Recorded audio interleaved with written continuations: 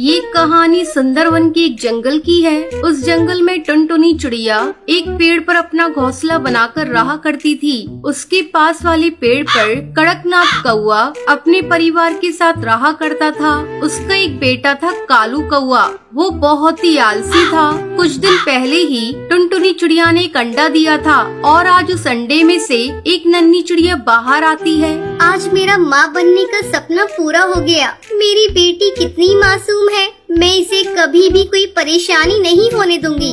इसी तरह कुछ दिन गुजर जाते हैं। एक दिन टुनटुनी चिड़िया भोजन की तलाश में जा रही थी, तभी कालू कौआ उसके घोंसले के पास आता है। अरे कालू भैया, अच्छा हुआ जो तुम आ गए, मैं अभी आपके पास ही आने वाली थी। क्यों, क्या हुआ?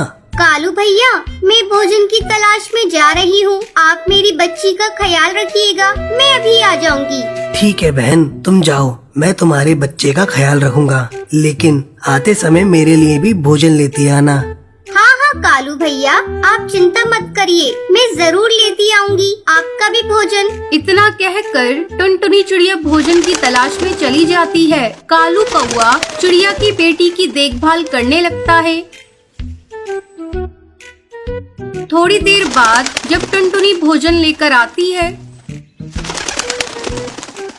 कालू भैया, आपका बहुत बहुत धन्यवाद जो आपने मेरी बच्ची की देखभाल की। ये लीजिए, मैं आपके लिए भी भोजन लेकर आई हूँ। ठीक है टुनटुनी चिड़िया, अब तुम अपनी बच्ची का ख्याल रखो, मैं अपने घर जा रहा हूँ। इस तरह टुनटुनी चिड़िया रोज भोजन लेकर आती और कालू बैठा बैठा ही खाता है। धीरे धीरे कई महीने गुजर जाते हैं और बारिश का मौसम शुरू हो जाता है। तब एक दिन टुनटुनी चिड़िया कहती है, मैं इस बारिश से अपनी बेटी को कैसे बचाऊं? मेरी बेटी इस बारिश में भीग रही है। मैं कालू के पास जाकर मदद मांगती हूँ, शायद कालू मेरी मदद करे। टुनटुनी चिड़िया कालू के पास जाती है।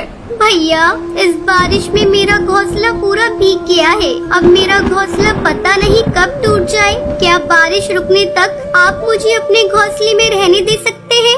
मैं अपनी बेटी को अपने साथ लेकर आई हूँ। टुनटुनी चिड़िया, मैं तुम्हें साफ साफ बता देना चाहता हूँ, मेरे घोंसले में इतनी जगह नहीं है मैं तुम दोनों माँ बेटी को रख सकूँ। तुम कोई दूसरा आशियाना देखो।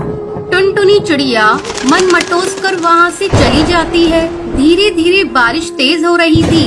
अचानक टुनटुनी चिड़िया को एक पेड़ में बड़ा सा सुराख दिखाई देता है। टुनटुनी चिड़िया अपनी बेटी को लेकर उस सुराख में छुप जाती है।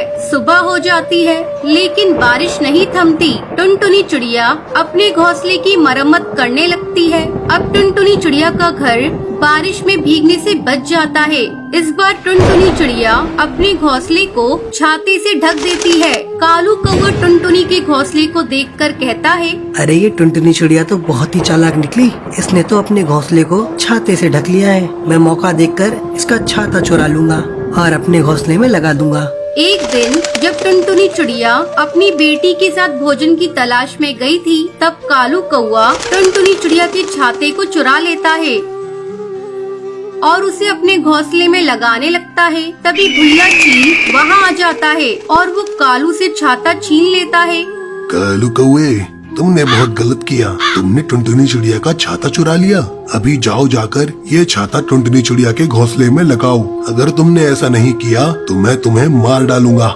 भुल्ला चील के डर से कालू कौवा छाता ले जाकर टुनटुनी चिड़िया के घोंसले में लगा देता है। फिर उस जंगल के सारे पक्षी और टुनटुनी चिड़िया अपनी बच्ची के साथ खुशी